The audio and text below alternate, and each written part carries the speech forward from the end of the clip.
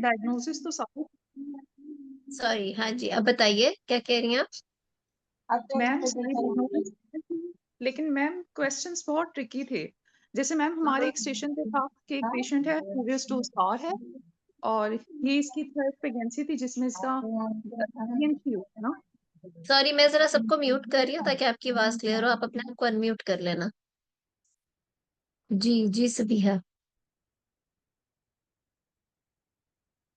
जी ma'am, अस्सलाम वालेकुम। Ma'am हमारे वालेकुम एक सलाम जी, स्टेशन अब बताएं। था, मैम हमारा एक स्टेशन था जिसमें एक पेशेंट थी, ग्रेविडा, यानी प्रीवियस टू स्कार थी, और इसका एक मिसकैरेज हुआ था। तो मैम प्रीवियस टू स्कार में उसकी ना दोनों में जो बेबीज थे वो स्मॉल फॉर गेस्टेशन एज थे, और हाइपरटेंशन की वजह से, यानी सीवियर हाइपरटेंशन की वजह से, अनकंट्रोल्ड की वजह से उसके सिजेरियन होते रहे इमरजेंसी, और इस दफा वो आई हम्म, थी मिसकैरेज के साथ। तो मैम हम्म, जब मैंने उससे पूछा कि आपने आपको अल्ट्रासाउंड पे, मुझे मैं सिर्फ ये उससे मैंने ना सारी उसकी रिस्क फैक्टर से मैंने रूल आउट की हिस्ट्री पे कि आपको कोई एसएलई या एपीएलएस या डायबिटीज या हाइपरटेंशन या सीकेडी, इस तरह की सारी चीजें मैंने पूछ ली, सारी नो नो नो कहे जा रही हो। फिर मैम हम्म, पूछा कि आपने जो अल्ट्रासाउंड करवाया था उस पर वाकई फीटल कार्डियक एक्टिविटी नहीं थी, उन्होंने क्या कहा था कि वाकई मिसकैरेज है।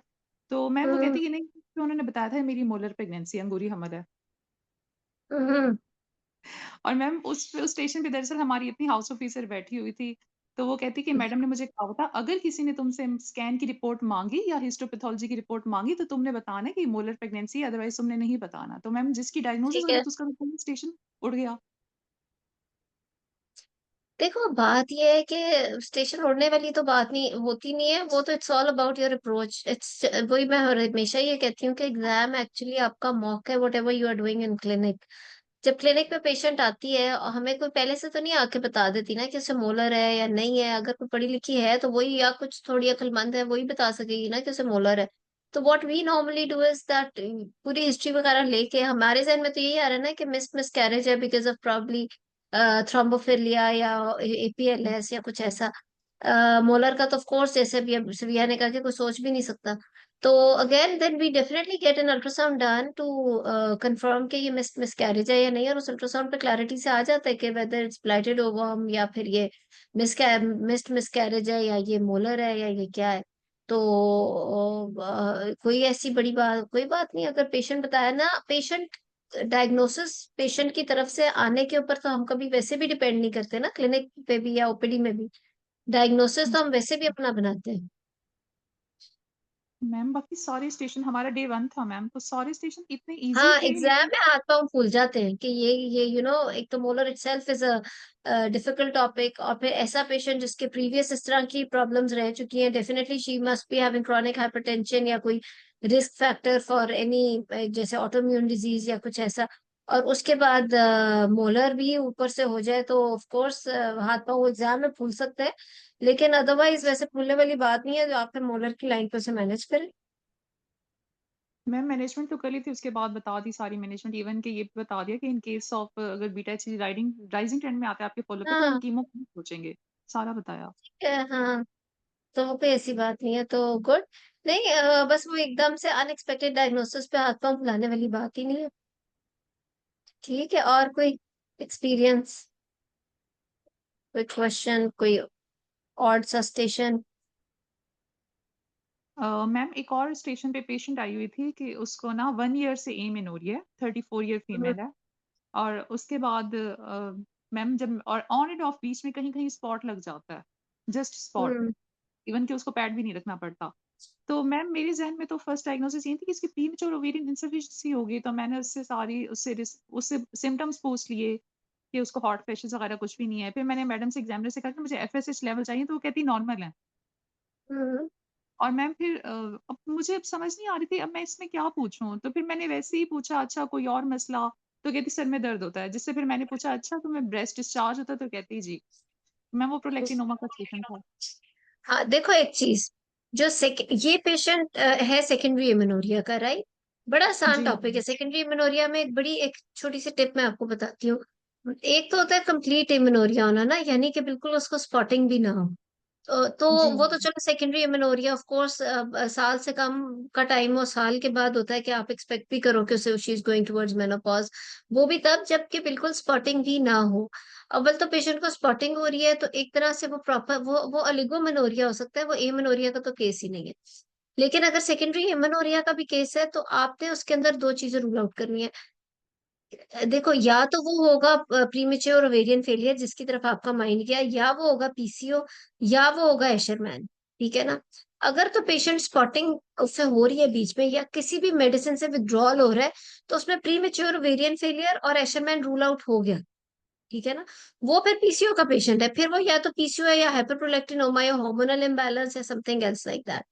अगर वो स्पॉटिंग के साथ है या फिर वो विथड्रॉल ब्लीड कर रही है विद नॉर्मल, फिर उसके बाद चलो इवन देन अगर आप एफएसएच करा रहे हो अव्वल तो अगर आपके ओपीडी में पेशेंट आया या क्लिनिक पे आया, एग्जाम में शायद हम ये चीज अप्लाई ना कर सकें, लेकिन अगर आपकी ओपीडी या क्लिनिक पे आया है, you don't want to get all the hormonal profile done first visit पे, आप नहीं कराना चाह रहे कि इट्स एक्सपेंसिव और समथिंग लाइक दैट, तो आपका तो डायग्नोसिस विथड्रॉल ब्लीडिंग से ही हो जाएगा। आप उसे हार्मोनल मेडिसिन दो चाहे प्रोजेस्टेरोन ओनली दो, 10 डेज वेट करो, अगर वो ब्लीड कर जाती है तो डायग्नोसिस तो वहीं बन गया, फिर एफएसएच वगैरह की भी इतनी वैल्यू नहीं रह जाती, एक्सेप्ट कि चलो आप फिर भी करा लो कि उसमें, लेकिन चलो एग्जाम में अब बिकॉज आप हिट एंड ट्रायल नहीं है, आपके पास एक ही टाइम है जिसमें आपने इन्वेस्टिगेशन मांगनी है, बार बार आप वापस नहीं जा सकते, तो चलो आपने पहले एफएसएच एलएच प्रोलैक्टिन मांग लिया।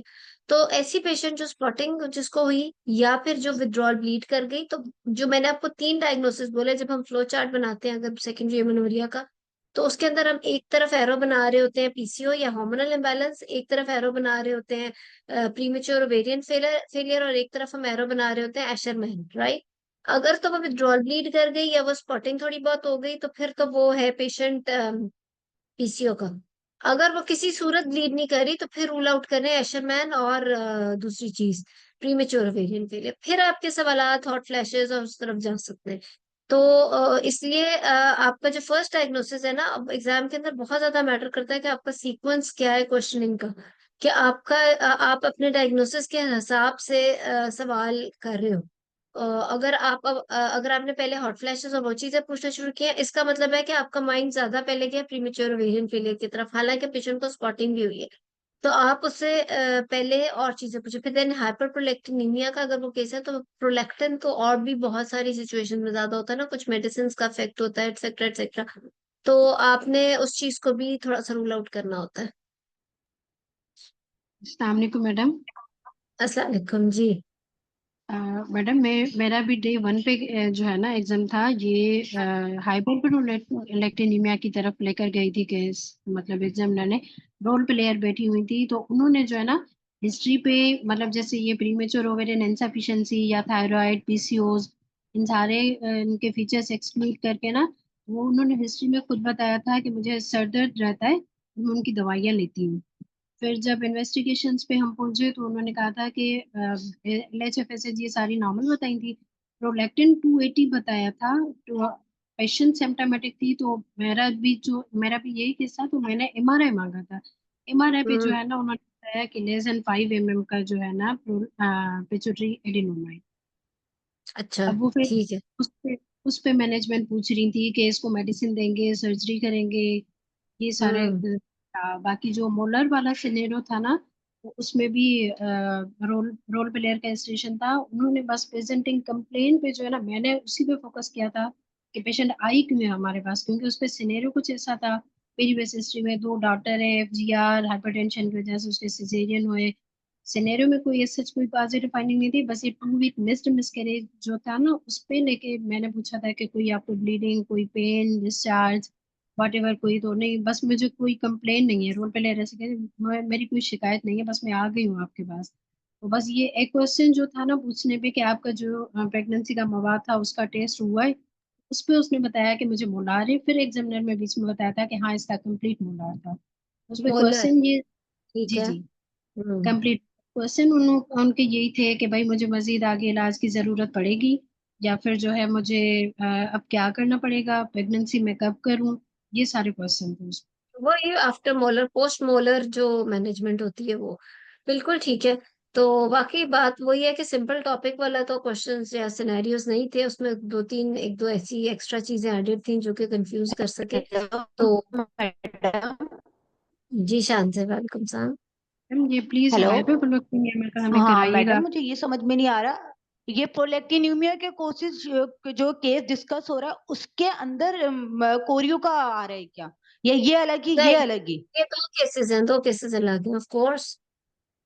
प्रोलैक्टिनीमिया वाली patient is not pregnant, molar अलग है, प्रोलैक्टिनीमिया अलग है। प्रोलैक्टिनीमिया की हम एक अलग क्लास रख लेंगे, बल्कि और भी कोई टॉपिक्स बता दो आधे आधे करके। मेरा ये कि चाहे क्लास में दो लोग प्रेजेंट कर लिया करें तो वो नहीं होता। फजीला ने कोई सिनेरियो लिखा है, फजीला बोल। 40 years female with obstetrical hysterectomy 20 years back, history of phlebotomy 2 years back with bilateral symphyngophractomy.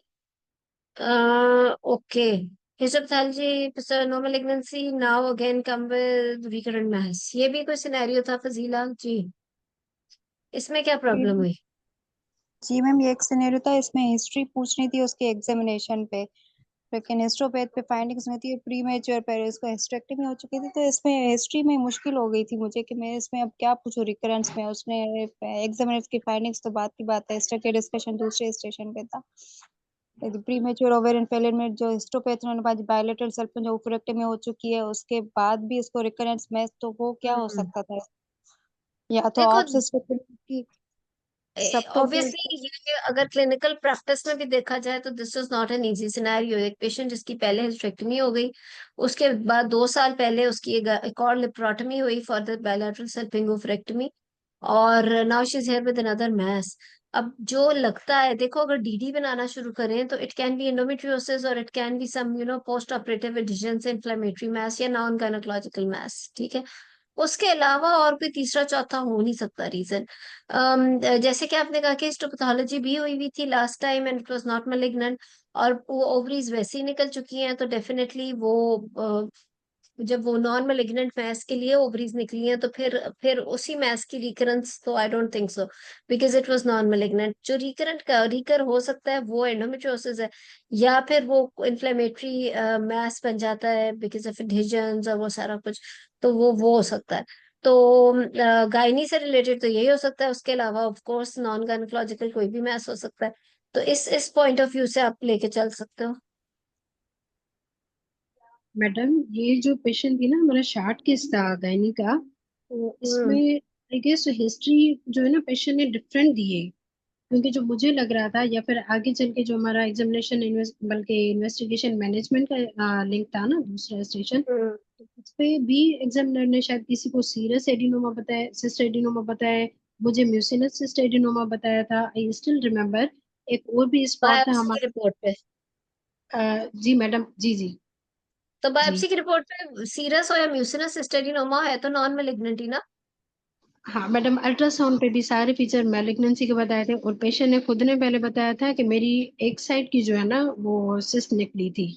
अब दूसरे किसी को, मतलब कैंडिडेट को बताया कि मेरी बायलेटरल वो फोरेक्टमी हो चुकी है। तो ये थोड़ा डिफरेंस हम्म था कि अब सही कौन है गलत कौन है देखो, ये हमें पता नहीं था। बात ये है कि पेशेंट को हिस्ट्री बदलने का ऑफ कोर्स एग्जामिनर भी गाइड कर रहे होते हैं, इससे फर्क नहीं पड़ता।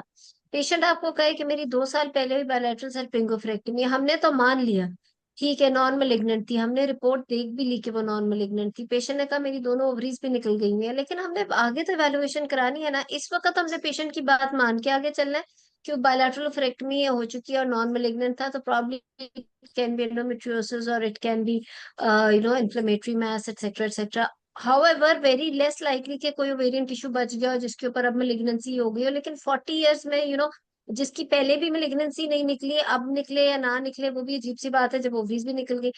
However, when you get the ultrasound done, क्या पता उसमें ओवरीज मिल जाए, आप उसका सीटी स्कैन करा सकते हो टू नो एग्जैक्टली, या अगर आपने फीचर्स ऑफ मैस देखने हैं तो आप उसका एमआरआई करा सकते हो so that you can know the features of mass as well as the reason of the mess.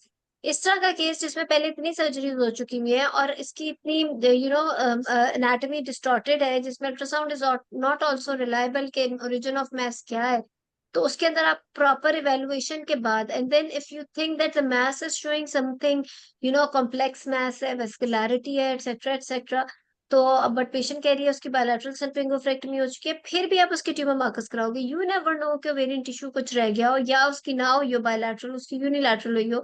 क्योंकि पोस्ट हिस्टेक्टमी पेशेंट में जब आप बायलैटरल ओफ्रेक्टमी करते हो तो इट्स नॉट इजी, उसके अंदर दोनों ओवरीज तक पहुंचना और उसके बाद कंप्लीट रिमूवल भी it's not that easy, specially in open surgery. Laparoscopic में तो it's better than open surgery, क्योंकि उसमें आप उसकी कंप्लीट ओवरी और डिजिटलाइसिस करके निकाल सकते हो। लेकिन ओपन सर्जरी में प्रीवियस हिस्टेक्टमी वाले पेशेंट के ऊपर जाके ओवरीज तक पहुंच के complete removal is not that easy. You never know कि वो ये सर्जन जो है जो सर्जरी कर रही हूँ वो पहुंची हो एक ओवरी तक and she was not able to reach the other ovary, और एक साइड की यूनिलैटरल की, एक्सेट्रा एक्सेट्रा। तो ऑब्वियसली आपने सिर्फ हिस्ट्री और एग्जामिनेशन के अलावा इन्वेस्टिगेशन इसीलिए तो है टू रिकन्फर्म योर डायग्नोसिस और प्री ऑपरेटिव प्रिपरेशन, ताकि आपको एग्जैक्टली पता हो कि आप प्रोसीजर क्या करने जा रहे हो थिएटर के अंदर। तो उसके लिए आप जब तक आपको reason of the mass more than 90% clear नहीं हो जाएगा, हालांकि इस तरह के केस में जिसमें प्रीवियस इतनी सर्जरीज हो चुकी हैं उसमें रीजन ऑफ द मैस कई दफा इंट्राऑपरेटिव ही जाके पता चलता है।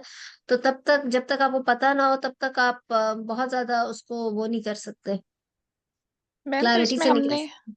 मैम हमने जो क्वेश्चन करने हैं वो किसी भी मैथ से रिलेटेड, जैसे प्रेशर इफेक्ट होते हैं वो वाले क्वेश्चन करने हैं, और एग्जामिनेशन पे वो भी तो मैथ्स आयरन वाली नहीं करने। देखो आपने जब भी जो सिम्टम है गायनी में अगर मैथ्स है तो मैथ्स से रिलेटेड करके उसके बाद जो आपका डीडी है which you think the maths can be like if you think it's endometriosis उससे रिलेटेड, और हमारे डीडी में क्या इन्फ्लेमेटरी मैस है, नंबर 3 में जाके कोई मेलिग्नेंट मैस भी है, और नंबर 4 में जाके नॉन गायनोकोलॉजिकल मैस है। तो आपने इसी तरह से पहले मैस के सारे सिम्टम्स के अल्ट्रासाउंड कराने की जरूरत क्यों पड़ी, और एक्सेट्रा एक्सेट्रा। उसके बाद आपने प्रेशर सिम्टम्स या जो भी सारे होते हैं उसके बाद आपने डीडी के सारे सिम्टम्स रूल आउट करने हैं। And if you have malignancy in your mind also तो definitely risk factors of see ovary भी आपने रूल आउट करने हैं, रिस्क फैक्टर और प्रोटेक्टिव फैक्टर्स के क्या, फैमिली हिस्ट्री उसकी, ओवुलेशन इंडक्शंस की प्रीवियसली हिस्ट्री, और कॉन्ट्रासेप्टिव्स के यूज की history which is a protective factor, breast feeding history et cetera et cetera. तो वो फिर आपकी कंप्लीट हिस्ट्री बनाएगा। मैम अगर इसमें एंडोमेट्रियोसिस के सिम्टम्स पेशेंट ना दे रही हो तो फिर भी डीडी में रख सकते हैं इस केस में? एंडोमेट्रियोसिस तो अक्सर आपको देगा ही नहीं ना। Endometriosis is mostly asymptomatic, it's an unpredictable disease. कई दफा आप ऑपरेशन थिएटर में अंदर जाके जब प्रोब डालते हो, इसका पोर्ट डालते हो लेप्रोस्कोपी का, या जब आप ओपन करते हो तब आपको एंडोमेट्रियोसिस इतना एग्रेसिव मिल जाता है। Who says that patient herself comes and tells you कि मुझे ये सिम्टम्स हैं, तो प्रोबेबली आप एंडोमेट्रियोसिस का सोचो। Endometriosis is mostly an unpredictable or asymptomatic type problem, but unfortunately never ending.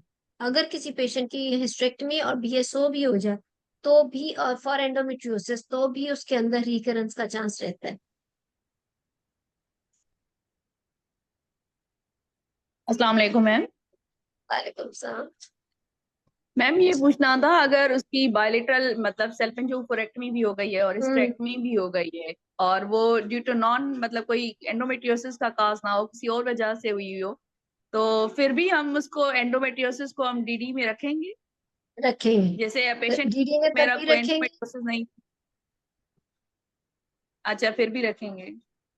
फिर भी रखेंगे, इंट्राऑपरेटिव की हद तक भी रखेंगे। वो तो इंट्राऑपरेटिवली अच्छा है कि अगर उसको नहीं है एंडोमेट्रियोसिस, इसलिए क्योंकि अगर इंट्राऑपरेटिव एंडोमेट्रियोसिस नहीं है तो इस तरह के पेशेंट में जो 40 इयर्स ओल्ड है हम एचआरटी भी कर सकते हैं ऑफर ना with oestrogen. But if she is having endometriosis intraoperatively तो फिर एचआरटी नहीं दे सकते।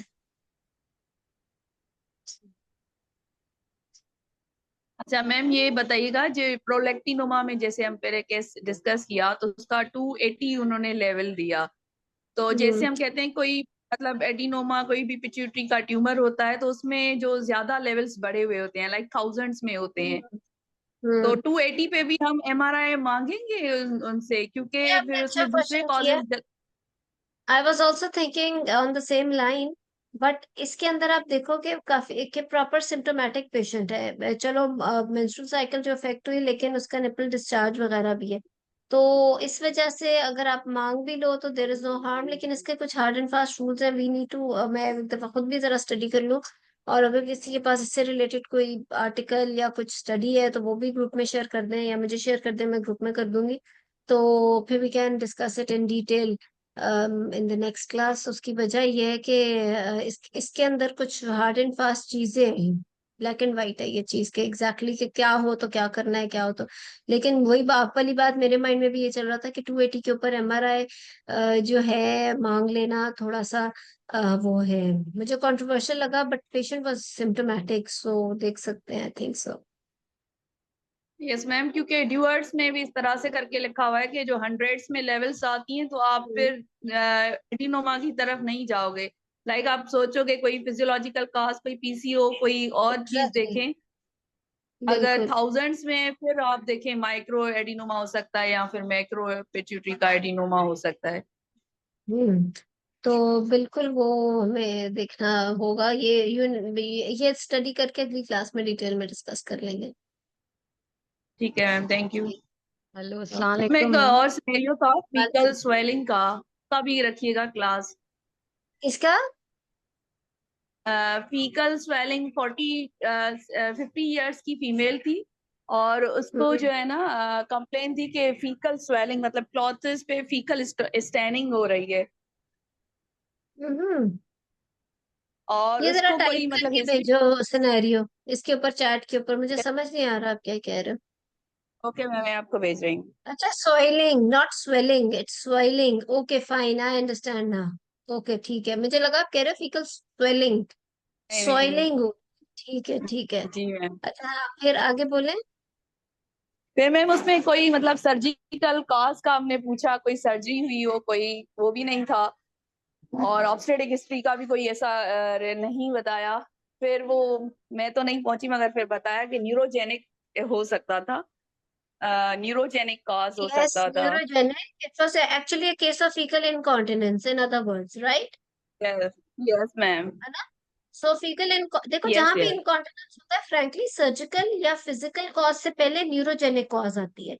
Even urinary yes incontinence ma'am. वगैरह में भी ना, तो पहले आप जाहिर बात है न्यूरोजेनिक कॉज रूल आउट करके फिर इधर आओ। लेकिन एक चीज मैं आपको और भी बताऊं, जब आप फिजिकल, क्योंकि हम लोगों का जाहिर बात है we are more into the surgeries and all, तो हमारा माइंड सर्जरी की तरफ या ट्रॉमा या उस तरफ ज्यादा जाता है।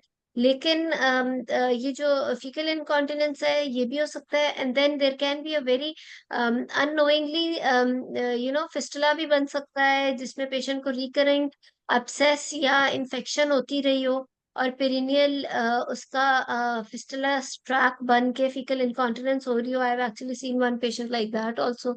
तो उसके अंदर वो ट्रैक सा बना होता है और फिर वो बड़ा मुश्किल होता है डायग्नोस करना, बट देन यस आप कर लेते हो डायग्नोस, कई दफा अंडर एनेस्थीसिया एग्जामिन करके वो डायग्नोस होती है। तो वो भी एक रीजन हो सकती है। लेकिन जाहिर है जहां भी इनकॉन्टिनेंस की बात होगी, how can you miss neurogenic cause, you can never miss neurogenic cause in that. Hello, कह रहे हैं अस्सलाम कि वालेकुम पास मैम। रिकॉल है ये फीकल इनकॉन्टिनेंस का केस। वालेकुम सलाम। हेलो, अस्सलाम वालेकुम मैम। जी, मुझे मेरा एक 5th डे पे सिनेरियो था, subfertility with bilateral tubal blockage का। हम्म। 30 ईयर्स ओल्ड फीमेल थी और अच्छा। उसकी जो है उसने एक उसको मिसकैरेज की हिस्ट्री थी जो कि 3 इयर्स बैक थी। उसके हम्म। बाद उसकी इनफर्टिलिटी हो रही थी तो उसके वजह से उसने सारे रिपोर्ट्स वगैरह करवाए थे, वर्कअप में सब कुछ नॉर्मल आ रहा था। फिर उसकी लेप्रोस्कोपी और डायट टेस्ट थी।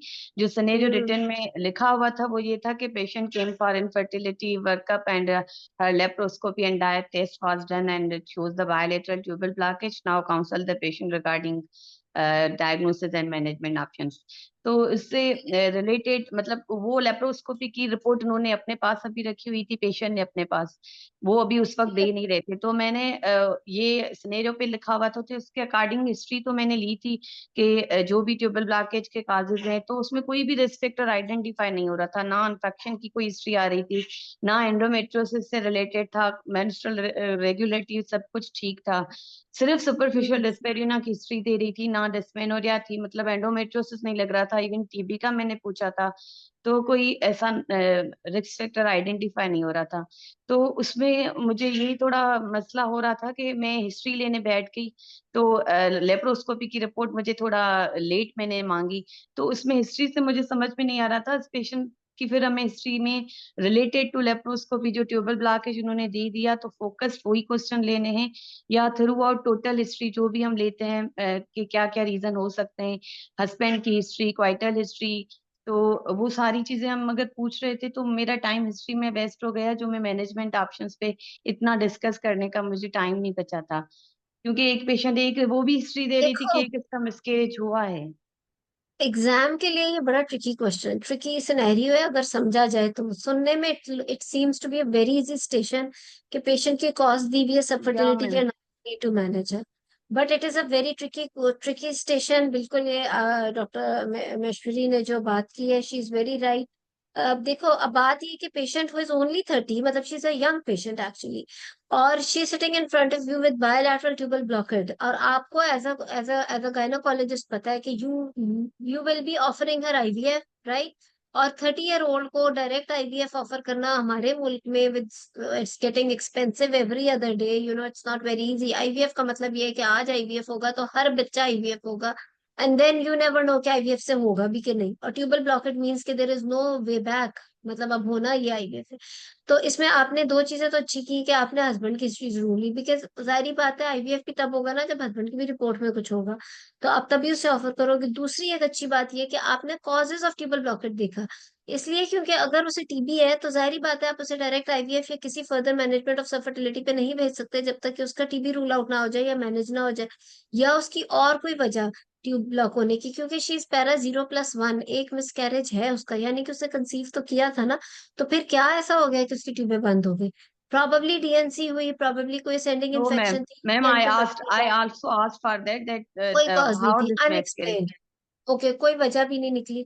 ऐसे केस में बहुत देर से लेप्रोस्कोपी की रिपोर्ट नहीं मांगनी होती, शुरू में मांग लें। एक्चुअली आप कॉजेज ऑफ ट्यूबल ब्लॉकेट को रूल आउट करने से पहले ही मांग लें, क्योंकि हो सकता है लेप्रोस्कोपी में कोई आपको इंडिकेशन मिल जाए, कोई आपको टीबी की तरह की ट्यूबें मिल जाए, या आपको, या वो बिल्कुल normal looking tubes with blockage मिल जाए। उससे ये होगा कि because she is 30 years of age, if husband semen analysis normal, and there are normal looking tubes, laparoscopy पे ब्लॉक है, तो आप उसको आईवीएफ तो ऑफर कर सकते हो, but at the same time आप उसको ट्यूबल कैनालाइजेशन भी ऑफर कर सकते हो Ma'am, laparoscopically. there was fimbrial ends blockage. Can it be possible? Because I remember that if it blockage is on proximal end, then cannulation is possible. Not really, Uh, not really. Fimbrial end blockage में तो ज्यादा अच्छा prognosis है, fimbria तक ढाई गई है, आपने सिर्फ फिम्ब्रिया को खोलना है, इसका मतलब है शायद फाइमोसिस है। फाइमोसिस का मतलब होता है, आई होप कि आपको मेरा हाथ नजर आ रहा होगा, ऐसे करके फिम्ब्रिया होते हैं, तो फाइमोसिस में वो ऐसे होते हैं, यानी कि उनकी ओपनिंग यूं करके बंद होती है। तो जब आप लेप्रोस्कोपी करते हो, थोड़ा सा विजुअलाइसिस करके आप उसे ओपन अप कर देते हो या इवर्ट कर देते हो फिम्ब्रिया को, तो at least is 30 years of age, so so natural pregnancy का कुछ तो चांस रह जाता है उसके अंदर। So you can always offer, if she's affording and there is no hydrosalpinx and there is bilateral tubal blockade, आप उसको डायरेक्ट आईवीएफ के भी ऑफर कर सकते हो, telling her pros and cons. आप उसे बताओगे 40% सक्सेस रेट है, और उसके अंदर आपका ये सारा प्रोसेस होगा, ये एक्सपेंडिचर है, ये वो। और अगर आप ट्यूबल कैनलाइजेशन ऑफर कर रहे हो, उसके अंदर कुछ कुछ उसके अंदर क्राइटेरिया होता है। ट्यूबल कैनलाइजेशन के अंदर patient should be young.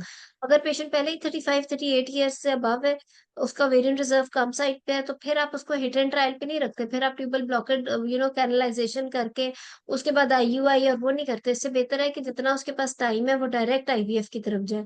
But if she is young, as ये वाली पेशेंट थी, शी वाज ओनली 30, तो उसके अंदर ट्यूबल कैनलाइजेशन का रोल हो सकता है, यानी ओवेरियन रिजर्व हो उसके अंदर। नंबर 2 ये कि हस्बैंड की रिपोर्ट ठीक हो। नंबर 3 ये कि लैप्रोस्कोपी पे ट्यूब्स नॉर्मल लुकिंग हो, तो फिर आप ट्यूबल कैनलाइजेशन ऑफर कर सकते हो पेशेंट को। तो और उसके अंदर फिर आप सक्सेस बताओगे कि आईवीएफ के अंदर 40% सक्सेस है, तो ट्यूबल कैनलाइजेशन के अंदर ट्यूबें खुल जाने का मोर देन 80% सक्सेस है। बट खुली हुई ट्यूबों में कंसीव करने का सक्सेस रेट 30% है। लेकिन फायदे और नुकसान में यह है कि once the tubes get open and if she gets pregnant, तो फिर she can give birth to as many children as she wants to. लेकिन अगर वो नहीं है, अगर आईवीएफ है, तो every other child has to be born through IVF, right? तो उसके अंदर फिर ये डिफरेंस, तो प्रोज एंड कॉन्स बता के, ट्यूबल कैनलाइजेशन के क्राइटेरिया पूरा करके, and then skills, resources etcetera etcetera पूरा करके फिर। तो वैसे तो बहुत सारे and patient, because if she is not very affording, ये तो नहीं कि अगर ट्यूबल ब्लॉकेड है तो आप उसकी होप ही खत्म कर दो कि अफोर्डिंग भी नहीं है, आईवीएफ भी नहीं करा सकती।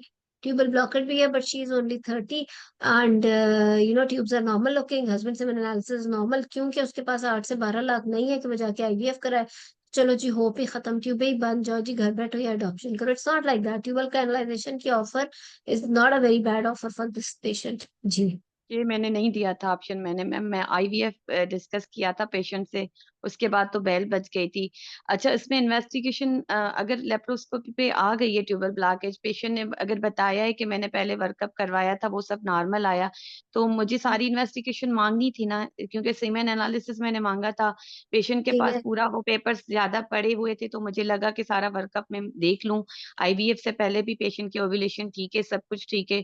फिर मैंने टीएसएच, प्रोलैक्टिन और ये हार्मोनल प्रोफाइल भी मांगा था, जो पेशेंट ने मुझे बताया था जी ये मेरे आए हुए हैं, थायराइड भी ठीक है, प्रोलैक्टिन भी ठीक है। तो ठीक है, मुझे ये नहीं समझ में आ रहा था ये मांगना था नहीं देखो, मांगना था मुझे। अगर ये एक स्टेशन पे था, ये सिनेरियो, यानी कि कई दफा होता है ना, 2 स्टेशन होते हैं, पहले मैं अपने हिस्ट्री एग्जामिनेशन इन्वेस्टिगेशन पे No, बात कर रही ma'am, हूँ। this was not a short case. This was a only station role player was there and scenario एक was था, given. Yes, यानी कि ma'am. वो 10 मिनट ही थे जिसमें सारी बात होनी Yes, है। yes, ma'am. अंदर आपको जरा ज्यादा फोकस्ड, उसमें बात वो सिर्फ ट्यूबल ब्लॉकेट पे करना चाहते हैं, क्योंकि ट्यूबल ब्लॉकेट में भी जैसे मैंने अगर कैनलाइजेशन की भी बात की तो मैंने बहुत सारी बातें बोली, और ये रिकॉर्डिंग में भी होगी, और ये मैं उस पर अपलोड भी कर दूंगी वीडियो, क्योंकि कैनलाइजेशन की बात अगर आप इन सारी बातों के बगैर बोलोगे तो it is a very controversial thing. How can you do offer canalisation in a patient who is already having low ovarian reserve?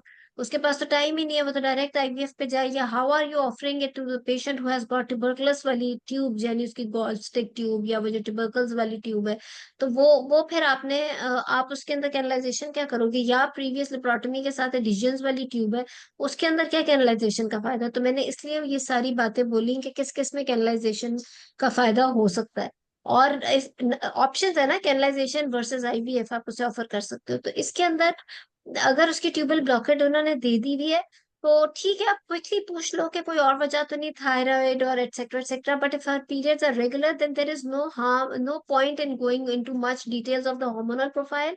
अगर हिस्ट्री में उसका मेंस्ट्रुअल साइकिल रेगुलर है, आपने उसके क्वार्टरली फ्रीक्वेंसी की हिस्ट्री ले ली है, एटसेट्रा एटसेट्रा, तो आप बहुत ज्यादा, क्योंकि इसके अंदर जितनी ज्यादा टाइम आप उसकी मैनेजमेंट ट्रीटमेंट पे डिस्कस करोगे तो वो एक बहुत डिफरेंस ला सकता है, क्योंकि ट्यूबल ब्लॉकेट की वजह दे दी है ना, बहुत डिस्कशन तो उसमें इन्वेस्टिगेशन पे होती है जिसमें अनएक्सप्लेन्ड होता। तो Ma'am, इसमें I अगर am tube confused that I was confused that what will be the reason for the tubal blockage because all history points were no negative. Reason, it is a possibility that there may not be any apparent reason। उसके अंदर इसका PID भी हो सकता है या कुछ भी और हो सकता है, सेंडिंग इन्फेक्शन हो सकती है, होती है। तो देर में बी नो रीजन। जो आपके लिए इम्पोर्टेंट है कि टीबी ना हो, प्रीवियस सर्जरी ना हो, अपेंडिक्स की हिस्ट्री ना हो या रप्चर्ड अपेंडिक्स की हिस्ट्री ना हो, तो They उस dial questions I asked from the patient. Yes, वो इसलिए क्योंकि हमने उसके अकॉर्डिंगली फैसला करना है कि क्या हाइड्रोसेल्पिंग्स है। अगर हाइड्रोसेल्पिंग्स है तो लैप सर्जरी से पहले ट्यूबल क्लिपिंग या सेल्पिंजेक्टमी होगी, फिर आईवीएफ होगा। अगर नहीं है, नॉर्मल लुकिंग ट्यूब्स हैं, तो she is 30, then you can give her offer of tubal canalisation after considering all those things जो मैंने कह दी। तो डॉक्टर अरूबा, जी शान सर। अगर पेशेंट को पहले टीबी की हिस्ट्री है उसके बाद तो पेशेंट ने कंसीव कर लिया ना, तो हम इसको कंसीडर नहीं करेंगे ना, क्योंकि अगर it's a very TB good पहले ही पॉइंट। हो। इवन देन हम करेंगे। देखो, अगर टीबी की, देखो जो ट्यूबरकुलोसिस होता है ना, वो it's not only direct contact से हो, ये हेमाटोलॉजिकल स्प्रेड से, बेसिकली जो पेल्विक ट्यूबरकुलोसिस होता है वो ज्यादा हेमाटोलॉजिकल स्प्रेड से होता है, यानी कि लंग्स में गई, उसके बाद वो बॉडी से होते हुए कहीं पेल्विस में चली गया। वो हो सकता है कि पहली कंसेप्शन उसकी हो गई, बहुत ज्यादा एग्रेसिव उसकी डिजीज ना हो, लेकिन जब एक दफा पेल्विस अफेक्ट हो गया तो लाइफ में हो सकता है वो, because of the adhesions itself, जब बॉडी के अंदर पेल्विस में एडिशंस होती हैं तो वो एडिशंस खुद से ट्यूब्स को मजीद हार्म करती रहती हैं। तो लेप्रोस्कोपी पे ज्यादा सेंसिटिविटी है लेप्रोस्कोपी की to make a diagnosis of tuberculosis then the blood test itself. अब तो खैर मोंटोस टेस्ट जो आ गया है उसकी सेंसिटिविटी काफी है, बट इवन देन कई दफा आपको लेप्रोस्कोपी के ऊपर केजियस मटेरियल मिल जाता है या आपको ट्यूबरकुलोमास मिल जाते हैं, और and then you make a definitive diagnosis, और फिर it's always better to get, and you never know कि एक मिसकैरेज जो हुआ है वो इसीलिए हुआ क्योंकि उसकी एंडोमेट्रियम अफेक्टेड थी विद ट्यूबरकुलोसिस, वो बेबी आगे ग्रो ही नहीं किया। राइट। तो ऐसे केस के अंदर when you are doing laparoscopy there is no harm कि आप थोड़ा सा एंडोमेट्रियल सैंपल लेके नॉर्मल सेलाइन में भेज दो टू रूल आउट ट्यूबरक्लोसिस उसके अंदर भी। और साथ में आप केसियस मटेरियल भेज देते हो ताकि आपका डायग्नोसिस। तो लैप्रोस्कोपी की फाइंडिंग्स जो है they are better to diagnose tuberculosis. और इसलिए लैप्रोस्कोपी की फाइंडिंग्स आपने सबसे पहले मांग लेनी है। मैम हाँ, यही सेम केस आया था जिसमें अनएक्सप्लेन्ड इनफर्टिलिटी का था, उसमें कोई जो है ना वो ट्यूबल फैक्टर नहीं था, तो मैम वो भी पेशेंट अनअफोर्डिंग थी, तो उसको हम क्लोम्बिट का ऑप्शन दे सकते थे। देखो आपने इसी तरह बोलना है कि गाइडलाइंस में तो डायरेक्ट आईवीएफ है, लेकिन अनएक्सप्लेन्ड के अंदर उसकी वजह यह है कि it's diagnostic as well as therapeutic for the patient. क्योंकि अगर उसकी ट्यूबें ठीक है, every other thing is fine, male factor भी ठीक है, सब कुछ ठीक है, तो फिर आप जो है ना वो नहीं कर सकते। अगर सारा कुछ ठीक है तो फिर ऑब्वियसली अनएक्सप्लेन्ड है तो उसमें में IVF is a better option. But because she is non affording, even IUI भी बेचारी मुश्किल से अफोर्ड करेगी, तो देयर इज नो हार्म अगर पहले उसने क्लोमिड नहीं लिया। अगर उसने पहले क्लोमिड और एरोमेक ले ली है तो फिर दोबारा उस लाइन पे नहीं चलना, फिर उससे अगला स्टेप ऑफर करना है उसको। मैम ये ma'am same she case doesn't मेरा था अनएक्सप्लेन्ड फर्टिलिटी का ना। तो मैम मैंने एग्जामिनर को बताया कि पेशेंट जो यानी इसने अभी तक कोई ट्रीटमेंट नहीं लिया था, तो सबसे पहले मैं इसे ओव्यूलेशन इंडक्शन का ट्रायल जरूर दूंगी। तो मैम इस पे एग्जामिनर हाँ बहुत खुश हो गई।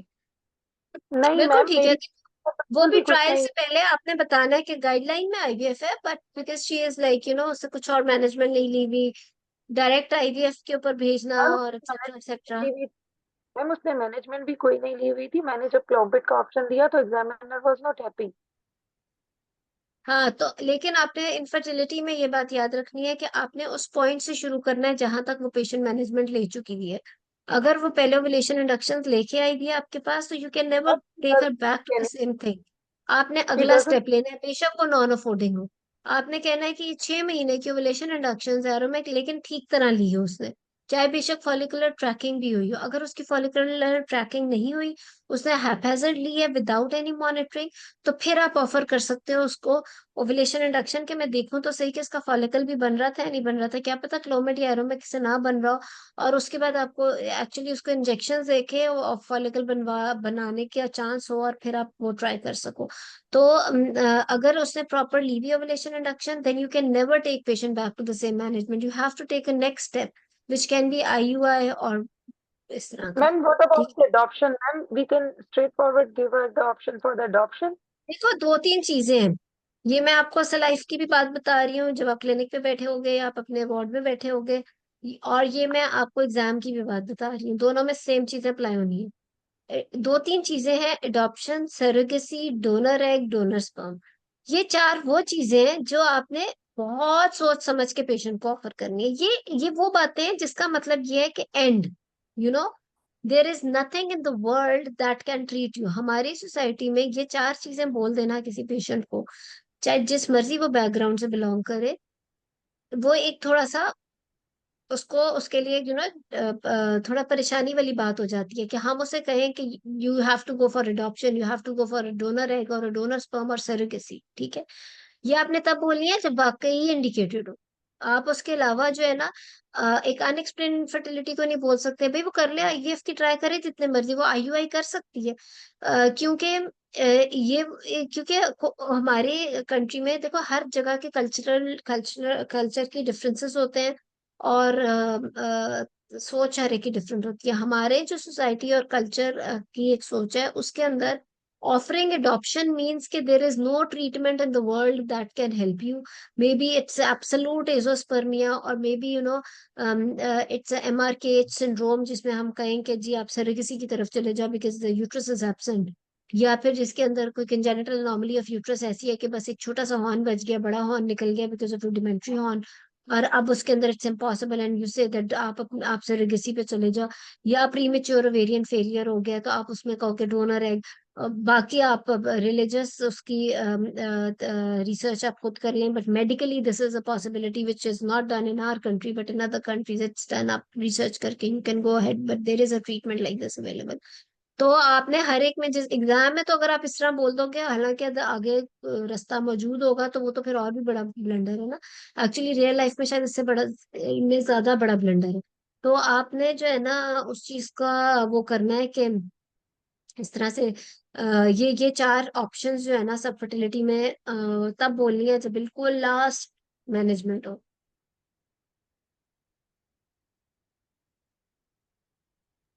और मैम एक पोस्टपार्टम साइकोसिस का सिनेरियो था जिसके अंदर एग्जामिनर पूछ रही थी कि आप क्या क्या और इससे डिफरेंशिएट करोगे, आप मजीद डिफरेंशियल क्या है, तो मैम मैंने कहा कि मैम इसमें शिजोफ्रेनिया हो सकता है, बाइपोलर डिसऑर्डर कट हो गई आवाज सकता से है। भैया।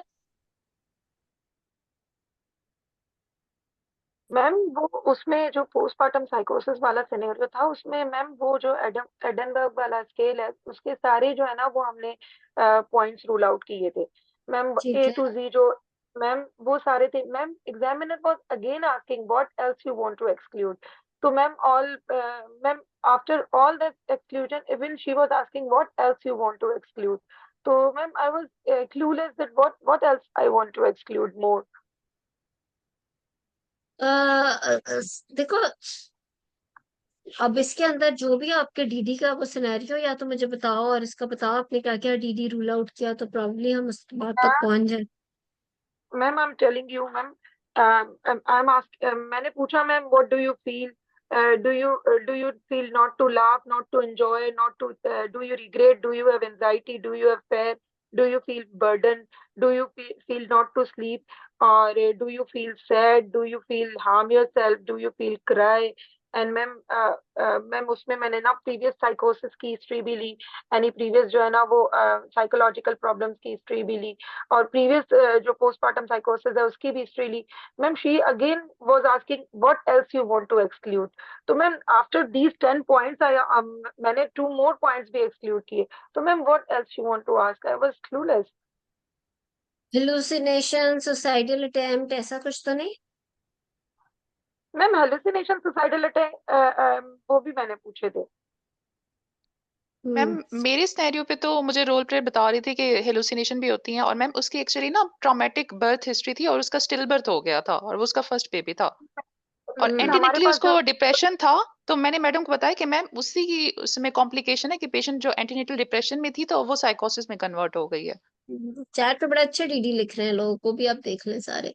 बिल्कुल, बिकॉज इसके अंदर सिर्फ ये 10-15 सवाल तो नहीं है, इसके अंदर तो और बड़ा कुछ निकल सकता है। और yes, family history is very very important. ये depression runs in family actually, तो वो चीज बहुत इंपॉर्टेंट है। और फिर सर्कमस्टांसेस और कोई और मेटाबॉलिक डिसऑर्डर इसमें इन्वॉल्व हो सकता है। तो ये सारी चीजें, it's not just a chart जो आप कवर करोगे, आपने उसकी हर चीज बाकी भी कवर करनी है।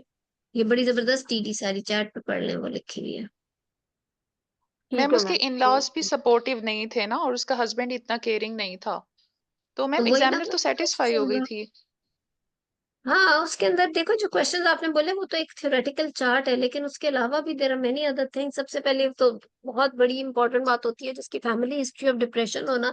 बेशक वो ओल्ड एज खवातीन में डिप्रेशन हो, लेकिन मोस्टली वो पोस्ट पार्टम अपीयर होती हैं उन पेशेंट्स के अंदर। और उसके अलावा there are many other things like सारी जो चैट पे लिखा हुआ है, तो वो आप रूल आउट कर सकते हो। ठीक है, चलो गुड। आज आप लोगों ने सारे वो सिनेरियो से, और कोई है तो कर ले। डॉक्टर सना आई हुई है, उन्होंने करना था जी प्रेजेंट।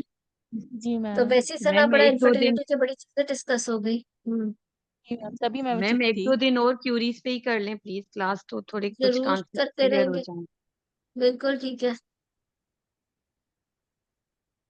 अच्छा मैम एक और अगर जी सिनेरियो, एक पेशेंट माइट्रल वाल्व के साथ ही उसकी सर्जरी हुई हुई थी, और पेशेंट जो है 6 वीक्स पे आई हुई थी। तो उसमें बाकी तो हिस्ट्री पॉइंट्स वगैरह ये सारा इसका डिलीवरी मैनेजमेंट के ऑप्शन में लेबर की जो किस वीक्स पे डिलीवर करवाने पे एग्जामिनर बड़ा मुझे वो तंग कर रही थी कि 40 वीक्स तक मैं क्यों नहीं लेके गई उसको। मतलब वो कह रही थी कि अगर अनकॉम्प्लिकेटेड है पेशेंट, अगर अनकॉम्प्लिकेटेड रही है तो कब तक आप पेशेंट को वेट करवाओगे। तो देखो, मैंने कहा I will decide at 38 weeks, up to 38 weeks. I will tell you, जो कार्डियक डिजीज है ना प्रेगनेंसी में, उसकी 2-3 टिप्स मैं आपको बताती हूँ। सबसे पहले आपने कार्डियक डिजीज में रूल आउट करना है कि कौन सी ग्रेड ऑफ डिजीज है। वो हम सब करते हैं कि ग्रेड 1, 2, 3 कौन सी डिजीज है। उस अब ये जो करेक्टेड माइट्रल वाल्व डिजीज है, यानी कि सर्जिकली करेक्ट हो गई है, तो it's not a very high risk, right? It's on the lower side.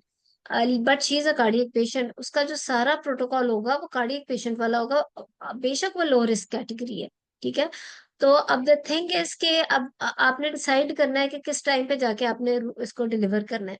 एक छोटी सी बात याद रखना कि if a patient is you know is symptomatic of course, तो 38 से ऊपर तो आपने लेके नहीं जाना। अगर वो मेडिसिन के बाद एसिम्टोमेटिक है, यानी कि अगर वो मेडिसिन ले रही है तो एसिम्टोमेटिक है, may be she is on Lasix, may be she is on any other cardiac medicine, और शी इज एसिम्टोमेटिक, तो भी आपने 38 से ऊपर नहीं लेके जाना। If patient is asymptomatic without medicine, आपने 39 से ऊपर नहीं लेके जाना। उसकी वजह क्या है? अगर एग्जामिनर आपसे पूछ रही है कि क्या वजह है, तो आपने ये कहना है कि 39 से ऊपर, do you really want to end up in an emergency in a patient who's having a cardiac disease? Cardiac disease बेशक वो लो रिस्क हो, but she is a known case of cardiac disease, तो आपकी जो management plan है, यानी delivery plan सारा, और जो डिलीवरी का प्रोसेस है, वो एक इलेक्टिव और प्लान्ड होना चाहिए। यू डोंट वांट कि वो रात के 3 बजे 40 वीक्स पे होके स्पॉन्टेनियस लेबर में प्रेजेंट करे, या वो प्रॉम के साथ प्रेजेंट करे at maybe 3 AM at night, और फिर आप उसको जो है ना, फिर आप देख रहे हो, और तब यू गेट टू नो कि she is having shortness of breath also. तो क्या 3 बजे सारी दुनिया के इंटेंसिव केयर वाले आप लाके जमा करोगे उसको? बिकॉज ऑब्वियसली मदर की वो cardiac disease can lead to mortality, there is a high morbidity and mortality related to cardiac patient. तो आपने उसको 39 पे प्लान डिलीवरी की वजह से, क्योंकि you don't want to end up in an emergency in this type of patient, 39 भी उसमें जिसमें लो रिस्क है एंड शी इज एसिम्प्टोमेटिक, ठीक है। दूसरी चीज ये कि किसी ने लिखा है लॉस ऑफ वॉइस, में चेक कर लो अगर आवाज दे। अच्छा, दूसरी चीज आपने, फॉर एग्जांपल पेशेंट दूर से आई हुई है, she is ignorant, she is उसका कंप्लायंस नहीं है, या वो बार बार नहीं आ सकती, तो there is no harm to admit cardiac patient at 38 weeks और 3 or 4 days before your plan date of delivery, ताकि जब वो आप उसका प्लान डिलीवरी प्लान कर रहे हो मे बी 39 वीक्स पे, तो आपका पेशेंट अनस्टेबल कंडीशन में ना हो। ऐसा ना हो कि आपने एक हफ्ता पहले 38 वीक्स पे उसको देखा था ओपीडी में, आपने उसे घर भेज दिया, पेशेंट को पता ही नहीं चला, वो सिम्टोमेटिक होती रही, और उसने कहा कि 39 पे डॉक्टर ने मुझे बुलाया है डिलीवरी के लिए, मैं एक ही दफा 39 पे ही चली जाऊंगी, कोई नहीं, सांस खराब हो रहा है तो खैर है। और वो फिर 39 पे आ गई डिलीवरी के लिए, and then you get to know कि इसका तो शॉर्टेज ऑफ ब्रेथ हुई है, या इसको कोई और सिम्टम डेवलप हुआ है। तो फिर आप एडमिट करके 39 वीक्स पे पहले उसको उसको स्टेबल कर रहे हो, हफ्ता लग जाए स्टेबल करने में, पता चले when she was unstable she goes in labour. और लेबर और डिलीवरी का process in a cardiac patient who is unstable is like causing mortality, high mortality. Delivery के प्रोसेस में आपका patient cardiac point of view से बिल्कुल stable होना चाहिए, बिकॉज जब when you are delivering a baby, वो जो स्टेज 2 वाला बात होता है और स्टेज 3 जो प्लेसेंटा मेम्ब्रेन डिलीवर हो रहे होते हैं, वो सबसे ज्यादा स्ट्रेसफुल टाइम होता है फॉर हार्ट। सारा ब्लड रिटर्न होता है, और वो हार्ट के ऊपर इतना बड़ा स्ट्रेस आता है कि अगर वो पेशेंट पहले अनस्टेबल होगी तो it can even lead to mortality. इसीलिए अगर फॉर एग्जाम्पल 32 वीक्स पे पेशेंट सिम्टम्स के साथ आती है, maybe developing high grade cardiac disease, या वो आईसीयू में एडमिट होती है, we never do termination of pregnancy, because just to to to कि अगर कोई आपको मेडिसिन वाले भी कहें, या आपको कार्डियोलॉजिस्ट भी कहे, या इंटेंसिव केयर वाले भी कहें कि इसकी आप डिलीवरी तो करें ना, ये कार्डियक सिम्टम्स इसके सेटल डाउन हो जाएंगे, आप उस पेशेंट को छेड़ ही नहीं सकते हो, आप उसकी प्रेगनेंसी नहीं खत्म करोगे, क्योंकि जो डिलीवरी का process in an unstable cardiac patient है, वो उसकी मोर्टेलिटी वो उसकी मोर्टेलिटी को बढ़ा देगा, ठीक है ना। तो आपने इसलिए कभी भी लेबर इंड्यूस नहीं करना है अनस्टेबल पेशेंट। तो क्या आप 40 वीक्स तक वेट कर रहे हो कि बेशक पेशेंट स्टेबल है, but you have to do plan delivery, that's why you are doing it at 39 weeks. Ma'am, I answered like that, and I even said that she was on warfarin. I changed it at 6 weeks from warfarin to low she molecular was weight on heparin. Warfarin, हाँ ठीक है। तो ये भी मैंने कहा था कि क्योंकि ये पेशेंट एंटी कोआगुलेशन ले रही है, तो मुझे प्लेन सॉरी, करना है। वारफेरिन वो कार्डियक के, वो तो इसलिए ले रही थी क्योंकि माइट्रल वाल्व करेक्शन हुआ हुआ था No, ना, no, तो ma'am. इसलिए For नहीं delivery reason, I हाँ also हाँ answered ठीक है। that I have to manage this patient by plane because anticoagulant को भी before अगर डिलीवरी ठीक के है, टाइम पर आ सकती है तो हमें प्रॉब्लम कर सकती है, तो I don't want that patient comes in emergency. Then she बिल्कुल। said जो पेशेंट 38 पर अनकॉम्प्लिकेटेड रह रही है तो क्या 39 वीक्स पे जाके अनस्टेबल अचानक होगी? होगी, Why you? कार्डियक डिजीज कभी भी हो सकती है, इवन आपने 39 पे उसे बुलाया, मैंने आपसे कहा कि वो अगर इग्नोरेंट पेशेंट है आप उसे 38 पे रख लो अपने पास, ताकि उसे आप स्टेबल रखो for the time of delivery. Then, ma'am, आखिरी we जो don't हफ्ता है वो understand that examiners मुश्किल। divert our mind, or only they want to. देखो बात ये है कि यह आंसर करने का भी तरीका है। जैसे आपने भी मेरे से क्वेश्चन किया तो आई टोल्ड यू, मैंने आपको एक टिप तो बता दी कि अगर विद मेडिसिन अगर वो स्टेबल है तो 38 पे, अगर विदाउट मेडिसिन स्टेबल है तो 39 पे। और रीजन मैंने आपको बता दी। इवन यू डोंट, आप इस पे भी हेजिटेट नहीं कर रहे कि हफ्ते के लिए यानी 38 वीक्स पे आप उसे अपने वार्ड में दाखिल रख लो, कि 39 पे आपने उसकी डिलीवरी प्लान करनी है, ताकि वो इस टाइम ड्यूरेशन में भी अनस्टेबल ना हो जाए। हाउएवर चलो ये तो लो रिस्क है, इसको एडमिट करने की शायद जरूरत ना पड़े, लेकिन आपने प्लान डिलीवरी करनी है। तो आप बिल्कुल उसी तरीके से अपने एग्जामिनर को कन्विंस कर सकते हो कि what if she comes at 40 weeks with PROM at 3 AM at night and she has got shortage of breath also. मतलब फिर वो मैनेजमेंट में ठीक कर रही होंगी, या मैं एक इलेक्टिव प्लान तरीके से जो चल रही हूँ वो मैनेजमेंट ठीक होगी। ठीक है ना? तो यू कैन ऑलवेज, अब ये कन्विंस और जस्टिफाई करने का एक तरीका है। क्योंकि अगर आप सच्ची बात देखो तो शायद किसी भी गाइडलाइन में उस तरह हार्ड एंड फास्ट नहीं लिखा हुआ कि कार्डियक डिजीज को इतने पे कर दे, जैसे ट्विंस में लिखा है प्रॉब्लम मोनोकोरियोनिक में इतने पे करो, डाइकोरियोनिक में इतने में, इतने में। लेकिन कार्डियक डिजीज में शायद हमें ना मिले। ये आपकी सिर्फ कन्विंसिंग पार है, या आपको आपको वो तरीका है कि आपने एग्जामिनर की and if you think you really, अगर आप वाकई कॉन्फिडेंट हो अपनी बात पे, तो वही बात है कि आंखों में आंखें मिला के उसे पूरी तरह आप जवाब दो कि ये है तो यही वजह है। ठीक है? तो मैम अगर नहीं जाती 39 अप टू 39 वीक्स लेबर में नहीं जाती, तो फिर हम उसका इंडक्शन का प्लेन इंड्यूस कर सकते हैं। Induction. Okay ma'am, madam madam thank कोई यू। इनफर्टिलिटी का वो सिनेरियो ही बता दें, ताकि मैं, मेरा नेक्स्ट वीक एग्जाम है। इनफर्टिलिटी का एक तो बहुत ही अच्छा से, कब exam? Next week, I told you कि मेरा एग्जाम नेक्स्ट वीक है। हाँ बिल्कुल बिल्कुल। अच्छा अभी एक बैच पूरा रहता है अगले अगले वीक में? हाँ जी, 19 और अच्छा 18 को है। Okay interesting. चलो नहीं देखो, इनफर्टिलिटी के बहुत सारे सिनारी, वैसे तो जो मेरा चैनल है उसमें मेरा ख्याल है कुछ 4-5 लेक्चर्स तो होंगे इनफर्टिलिटी में। लेकिन एक बहुत अच्छा सिनेरियो आज जो डिस्कस हुआ ट्यूबल ब्लॉकेट का, उसके अलावा आपका और एक आता है, मोस्टली मोर देन 50% चांस है कि अनएक्सप्लेन इनफर्टिलिटी, राइट? उसके अलावा फाइब्रॉइड विद इनफर्टिलिटी हो सकता है कि किस में आपने माइमेक्टमी करनी है किस में नहीं करनी। उसके अलावा जो है आपका प्रीवियस लेप्रोटमीज और एंडोमेट्रियोसिस विद इनफर्टिलिटी है। फाइब्रॉइड के अंदर किस में माइमेक्टमी करनी है और किस में नहीं करनी। If is a young patient, there may be fibroid which may even be 5 centimeter but it is not indenting the cavity and she has not taken ovulation induction before, तो आप उसके अंदर ovulation induction से भी बात start कर सकते हो, ट्यूबल पेटेंसी अगर उसकी ठीक है। तो द थिंग इज के फाइब्रॉइड या तो इंडेंटिंग द कैविटी हो, या मल्टीपल फाइब्रॉइड्स हो जिन सबके साइजेस मिलके तकरीबन 5 सेंटीमीटर से ज्यादा बन रहे हो, तो आप फाइब्रोमाइक्टमी प्लान कर सकते हो। क्योंकि और यंग पेशेंट में, लेकिन अगर वो कंपैरेटिवली जरा 35-38 से ज्यादा की है और आपका ओवेरियन रिजर्व की टेंशन है और आप उसका आईवीएफ प्लान कर रहे हो, तो अगेन अगर उसके छोटे छोटे फाइब्रॉइड्स बेशक नॉट इंडेंटिंग द कैविटी है before IVF, it's better to remove. और वही बात है कि अगर अगर सारे फाइब्रॉइड्स को मिला के साइज 3 सेंटीमीटर से भी ज्यादा जा रहा है, तो it's better to remove all these fibroids and perform IVF. और मायोमेक्टमी में वही बात, कैविटी ओपन हुई या नहीं हुई वो मेंशन करना बहुत जरूरी है। मायोमेक्टमी इन सब फर्टिलिटी पेशेंट की टेक्निक्स थोड़ी सी डिफरेंट है, बिकॉज अगर आप मायोमेक्टमी कर रहे हो आपने इसकी पोस्ट ऑपरेटिव एडिशंस और ट्यूब्स का ख्याल और वो सब करना, देन एंडोमेट्रियल कैविटी की maintenance, shape and conserving the endometrium itself बहुत इंपॉर्टेंट है। क्योंकि एंडोमेट्रियम कभी रीजेनरेट नहीं करती। हमारी बॉडी में कुछ ऑर्गन्स हैं जो रीजेनरेट कर जाते हैं, जैसे लिवर है या पता नहीं और भी कुछ होगा, बट जो एंडोमेट्रियम है अगर एक दफा निकल गई या एक दफा डैमेज होगी तो it will not regenerate. So it is very very important कि आप जब सर्जरी कर रहे हो and you are opening up the cavity, if you are doing myomectomy, तो आप एंडोमेट्रियम को किस तरीके से लेके जा रहे हो। और उसके अलावा जो एंडोमेट्रियोसिस है, again endometriosis is an unfortunately an unpredictable and a never ending disease.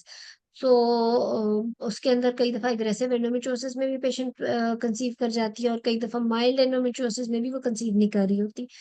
तो उसके अंदर फिर अकॉर्डिंगली आप उस तरीके से लेके चलते हो। एंडोमेट्रियोसिस में तब ये भी आया हो गया कि ट्यूब्स आर पेटेंट और छोटी मोटी सिस्ट है तो आप उसे डायरेक्ट कंसीव करने पे लगाओ इंस्टेड के पहले सर्जरी करो, और ovarian reserve, because endometriosis itself ovarian reserve को कम कर देता है, ठीक है ना।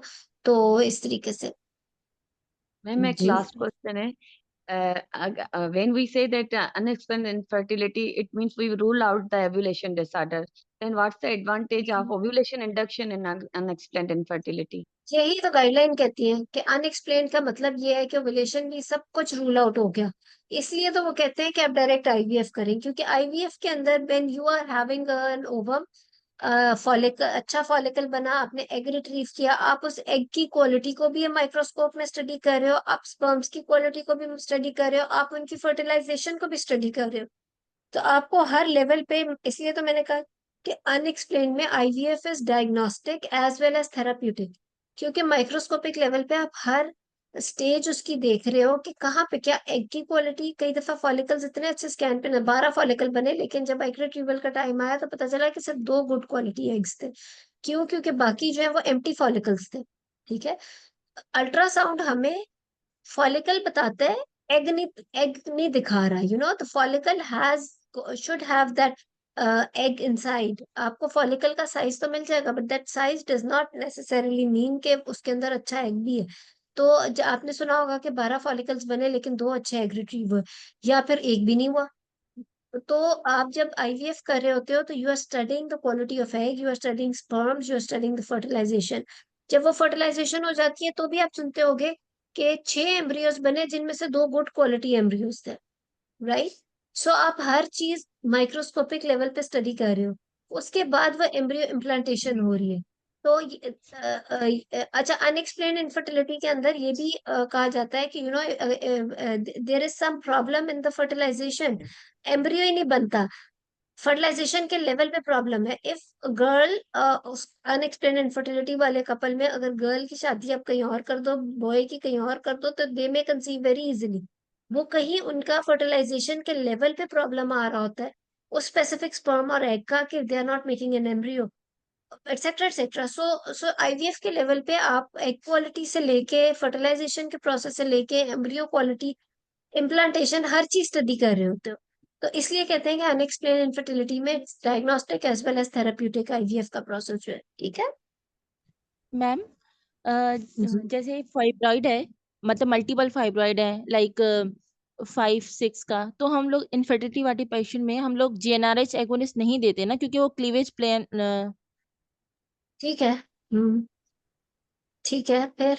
हम डायरेक्ट मायोमेक्टमी करते हैं। जी। जीएनआरएच तो वैसे भी नहीं देना ना, जीएनआरएच आप किस लिए दोगे? फाइब्रॉइड में जीएनआरएच का कोई रोल नहीं है, एक्सेप्ट श्रिंकेज, क्या। फाइब्रॉइड की मैम, साइज को श्रिंक करने के लिए। कोई साइज साइज नहीं, आप सर्जिकल प्रोसेस अच्छा करो, जीएनआरएच हम्म। देख के आप अपनी सर्जरी और डिफिकल्ट कर लेते हो। और डिफिकल्ट। मैम बड़ा मेरी ना fibroid with good cleavage plane is easier to remove than a fibroid with a poor cleavage plane, right? Ji ma'am ma'am अगर मेरी सब एग्जामिनर इन्फिशन अनएक्सप्लेन्ड पे सब फर्टिलिटी के स्टेशन पर उन्होंने आईयूआई की डिटेल्स पूछी और मुझे कहते हैं कि तुम आईयूआई कैसे करोगी, तो मैम इतना अच्छा नहीं आता था मुझे। अनएक्सप्लेन के अंदर उसी तरह आपने बोलना है कि पहले आईवीएफ, पेशेंट नहीं कर रही, न कराना चाह रही, खुद रिफ्यूज किया या सोशल प्रॉब्लम है, तो फिर आप देखो कि अब तक क्या ट्रीटमेंट ली है, ओवुलेशन इंडक्शन ले ली हुई है प्रॉपर तरीके से, तो फिर आप आईयूआई। तो आईयूआई को एक्सप्लेन करने में क्या प्रॉब्लम है? मैम वो कह रही थी कि तुम कब उसको बुलाओगी, तो वो तो मैंने उन्होंने बताया कि मैम जैसे डोमिनेंट फॉलिकल नजर आएगा तो मैं उसको एचसीजी का इंजेक्शन दूंगी। फिर कहती है कितने घंटे के बाद तुम सीमन लोगी, तुम फ्रेश लोगी या तुम फ्रोजन भी इसके लिए यूज कर सकती हो। फ्रोजन भी यूज कर सकते हैं, और 36 आवर्स पहले आप इंजेक्शन देते हो और उसके बाद, लेकिन इसके अंदर इतनी स्पेसिफिसिटी नहीं है वेरी फ्रेंकली। उसकी वजह ये होती है कि जब एग रिलीज हो गया तो वो नेक्स्ट 72 आवर्स में भी तो फर्टिलाइज कर सकता है स्पर्म के साथ, अगर उसका आप आईयूआई कर दो। बट इट्स बेटर कि 36 आवर्स के बाद आप उसको बुलाते हो for IUI after giving the trigger with HCG. और अगर हस्बैंड फॉर एग्जांपल उसका नहीं है इन द कंट्री और वो अपना फ्रोजन स्पर्म्स देके गया हुआ है, तो you can use that sample as well. लेकिन मैम विद इन 6 आवर्स जो है ना वो स्पर्म लेबोरेटरी में पहुंचाने होता है ना, विद इन 6 आवर्स लेकिन ऑफ वो द फ्रोजन है इजैकुलेट। ना, frozen hmm sperm is another thing, fresh की आप बात कर रहे हो। हम्म ठीक है, मैडम ये जो चलिए आपने good. Fibroid indenting the cavity बताया ये कितने सेंटीमीटर का होगा, तो मतलब इस तरह से। छोटा भी हो, 2 centimeters का indenting the cavity can cause very bad bleeding और it can also cause subfertility. Implantation को वो हिंडर करेगा अगर वो कैविटी को इंडेंट करे। Fibroid which is reaching the endometrium is not a good thing whether it is 2 centimeters और 5 centimeters। Cavity को जो इंडेंट कर रहा है ना वो अच्छी चीज नहीं। कार्डियक पेशेंट में 20 वीक्स का फाइब्रॉइड क्यों नहीं निकालेंगे? अगर उसको सिम्टम्स कर रहा है तो कार्डियोलॉजिस्ट और एनेस्थेटिस्ट के साथ मिलकर उसकी सर्जरी करेंगे। ठीक है, मैम एक स्टेशन पे ना कॉल्पोस्कोपी की पिक्चर रखी हुई थी, यानी सर्विक्स के ऊपर उन्होंने एस्टिक एसिड अप्लाई किया और मुझे कह रही थी कि आप इसकी स्कोरिंग करो कॉल्पोस्कोपी के अकॉर्डिंग और मुझे बिल्कुल बताओ। क्लिनिको कॉल्पोस्कोपिक स्कोरिंग होती है। मैम ये उसको पिक्चर को देख के लॉस तो में हमें दिया नहीं हुआ आ है। रहा था। पिक्चर को ही तो देख के आना है, उसके अंदर ही तो देखना है कि इंटरवैस्कुलर डिस्टेंस कितना है उसकी, एक्सेट्रा जो भी उसकी सारी कैटेगराइजेशन दी हुई है। मैम ये जो क्लिनिक कॉल्पोस्कोपी कहाँ वाला इंडेक्स स्टेशन होते हैं। था, मैम इस पे लिखा हुआ था on pap smear there was a some inflammatory cells along with the invasive lesion on pap smear. तो मैम पेप्समेर पे इन्वेसिव लीजन, तो बिल्कुल मैम आ जाती है। हम्म मेलिग्नेंसी किसी चीज से नहीं छुपती। चाहे आप ब्लीडिंग हम्म में सैंपल लो, चाहे आप इन्फेक्शन में सैंपल लो, चाहे आप किसी भी चीज में सैंपल लो, जहां मेलिग्नेंसी आ जाती है ना वो नजर आ जाती है। मेलिग्नेंसी तो मैम आपको किसी भी सैंपल में मैम मिल जाएगी। Next is colposcopy, next is colposcopy here, और next is to take the biopsy, colposcopic biopsy next क्या है मैम यहाँ पे? देखो अगर तो डायरेक्ट इन्वेसिव लेजन ही दे दिया है तो it's better to do colposcopy and biopsy. आप ईयूए करोगे, कॉल्पोस्कोपी करोगे और बायोप्सी करोगे।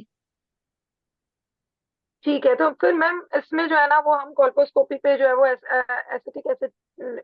कॉल्पोस्कोपी गाइडेड बायोप्सी करोगे। तो मैम इसमें जो हम वो करेंगे जो है वो शिलर्स और ये टेस्ट करेंगे दोनों। सारा कुछ करेंगे, कॉल्पोस्कोपी के सारे स्टेप्स करेंगे। ठीक है मैम। मैम यही वो पूछना चाह रही थी कि you will do this acetic acid test in that और नॉट। यस एवरीथिंग ठीक है। चलो गुड, आज बड़े अच्छे सिनेरियोस किए। नेक्स्ट क्लास में हम फर्स्ट हाफ में कर लेंगे सिनेरियोस और सेकंड हाफ में प्रेजेंटेशन। और good luck to all those जिनका अगले हफ्ते एग्जाम है। अगर कोई क्वेरीज हो तो आप मुझे पर्सनल मैसेज करके अपने क्वेरीज या वॉइस मैसेज करके बेशक पूछ लो। और बस इंशाल्लाह बी वेरी वेरी कॉन्फिडेंट। और जितने भी आज सिनेरियोस हमने डिस्कस किए ऑब्वियसली बड़े जबरदस्त स्टेशन बने हुए थे, वैसे कोई सीधा नहीं था। मतलब कुछ ना कुछ ऐड हुआ हुआ था। और फ्रैंकली जब हम पेशेंट्स देख रहे होते हैं तो इट्स ऑलवेज लाइक दैट, कोई भी बुकिश चीज तो होती नहीं है। तो वो जाहिर बात है आपको। और इसमें सबसे इम्पोर्टेंट एक जो टिप है वो यही है कि जो भी कह रहे हो उसमें आपने आपको जस्टिफाई अच्छा करना आना चाहिए। And you have to be confident in whatever decision you are taking for the patient. अगर एग्जामिनर आपको थोड़ा बहुत कंफ्यूज भी करें तो आप, वही बात है कि अगर if you know that you are saying the right thing तो आप उसको प्रॉपर उसकी उसको देख के बता सको कि आपने ऐसा क्यों कहा, जैसे कि अभी कार्डियक डिजीज वाला सिनेरियो था। सो द थिंग इज के बस बी कॉन्फिडेंट। लेकिन ये बात है कि बात ठीक कर रहे हो, गलत बात पे अड़ जाना भी तो गलत है ना। तो लेकिन इंशाल्लाह जिसने इतने साल 5 साल 4 5 साल लगा लिए गायनी के अंदर वो उनकी बातें इतनी गलत होती नहीं है। और जहां फंसो वहां ये सोच लो कि आप अपने वार्ड में क्या करते हो, फिर आपको जस्टिफाई करना बड़ा आसान हो जाएगा। तो उस तरीके से आप जा सकते हो इंशाल्लाह। ठीक है, मैम एक चलो गुड लक।